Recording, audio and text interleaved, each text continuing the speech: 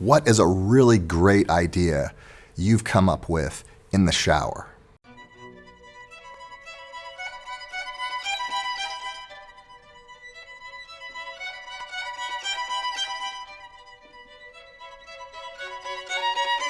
Some people say that they get their very best ideas in the shower. You know, you're taking a shower, it doesn't require a lot of brain power, and it's just you in there, and your mind starts to work, right? For me, it's meetings. When I'm sitting in a meeting, I'm trapped in this room, and I can't do anything other than sit in this chair, and that's where I come up with some of my best ideas. I always take a notepad with me to meetings and I brainstorm and I just write stuff down. I just jot down ideas, and that's my creative time. I just get going and I come up with all sorts of different things. You know, I come up with different assessment strategies. I come up with different assessment rubrics. Sometimes I rethink different policies and updates that I'd like for the handbook, maybe some revisions to bylaws or something like that. Maybe I come up with a specialized behavior contract. But I'm stuck in this meeting. I can't go anywhere else. It's kind of unprofessional to be on your phone. And so I can either sit there or be bored, or I can get stuff done and I can be creative. So it kind of forces that creative energy out of me.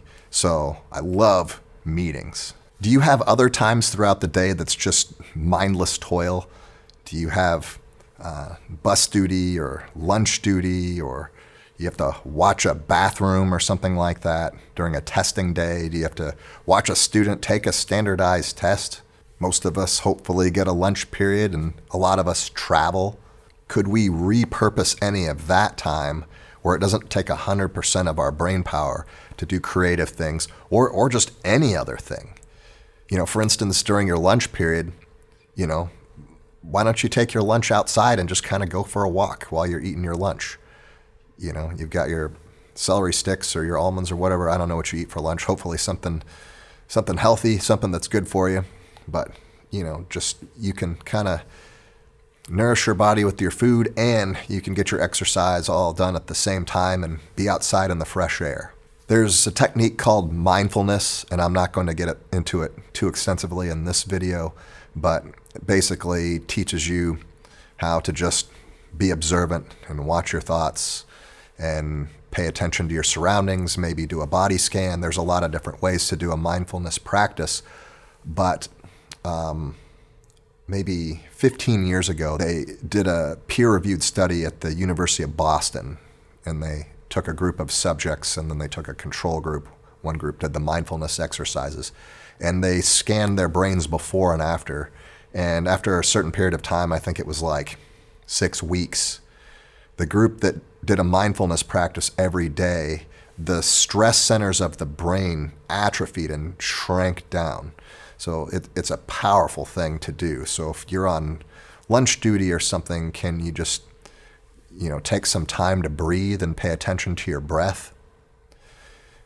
Since they did that study at Boston, they did another one that kind of confirmed the results of the first study, and they've done studies at other universities too, and they kind of all have the same effect on doing a mindfulness practice helps to keep those stress levels down. So if we can repurpose some of our time where we're just standing around, you know, I don't know if you should do this while driving your car, you know, maybe not during your travel time, but, you know, definitely during one of those times where you don't probably need to be paying attention and you can just take some time to detox from your stress.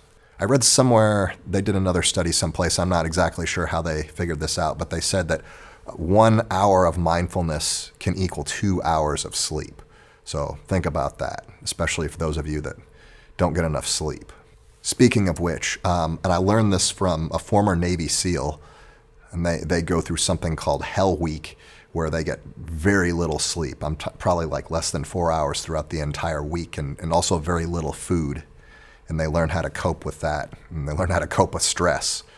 Otherwise, they ring that bell and they wash out.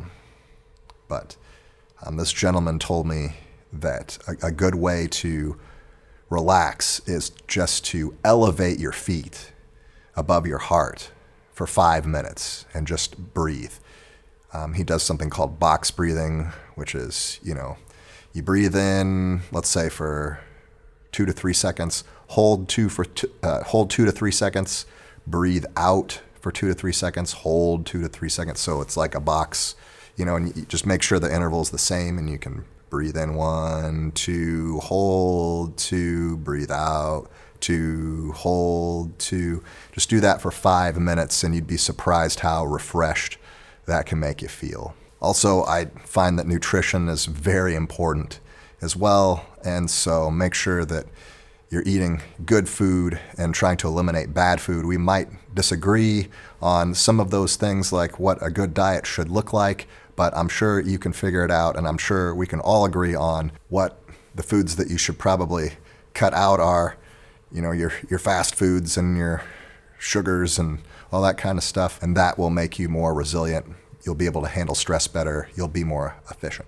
Anyway, repurposing our time. I repurposed a little bit of this video to preach about exercise and nutrition and box breathing, but try it. You'll be amazed at how much better you feel.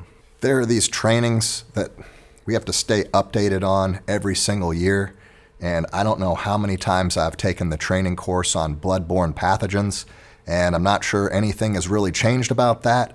Apparently, if there's a bunch of blood everywhere, you're not supposed to clean it up without special equipment and barriers and all that good stuff. There's other trainings with sexual harassment, like how to behave yourself in the workplace. I don't think that's changed too much either. I think we just respect everybody and, mind your P's and Q's. And every year we gotta take this stuff. And so, I kind of get the point by now. So if you got to take these trainings, is there a way for you to repurpose that time? And a lot of these things are, it's kind of like that defensive driving online stuff now, where you take these certifications online and you just kind of click through it and then answer the questions at the end. And I promise you I could answer the questions at the end without watching the video.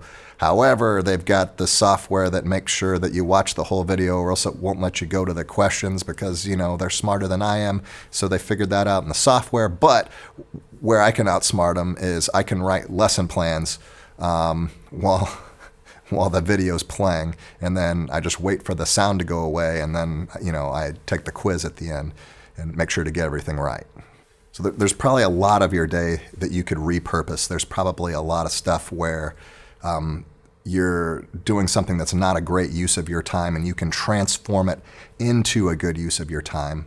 And I just also like to tack on at the end of this video that whatever your tasks are, you should set specific time for. Like, I'm going to do this and it's going to take me 30 minutes, and that'll help you to scale. So whatever happens in that 30 minutes, you're going to get it done, or you're going to do the best job you can within 30 minutes, and then you're going to move on to something else. Because you know what? At the end of the day, you need to go home, okay? And you need to have a set time in your schedule where you go home every day. You don't live here at the school. This is not your home. Go to your real home, okay? Get a hobby outside of teaching. Do something. Hey, make a YouTube channel or something like that. That's a lot of fun, I hear. If you've got a family, spend time with your family. If you don't have a family, go meet somebody and start a family. Families are important. So, hey, teaching is great, but we have to be a whole, complete person. We have to eat, we have to sleep, we have to detox from stress, we have to have good relationships, we've got to have fun, and you got to make time for that too, or you're going to burn out, okay? Teaching is a marathon, not a sprint. Don't burn out. If you mess this up, you're going to wash out. It's going to be sad, because think of all the kids that you're not going to get to help because, this whole thing got out of hand. So hopefully in this series you got some strategies on how to scale back, how to create more time for yourself, have more self-care, so that you can think about teaching as a career and not just, pedal to the metal the whole way through.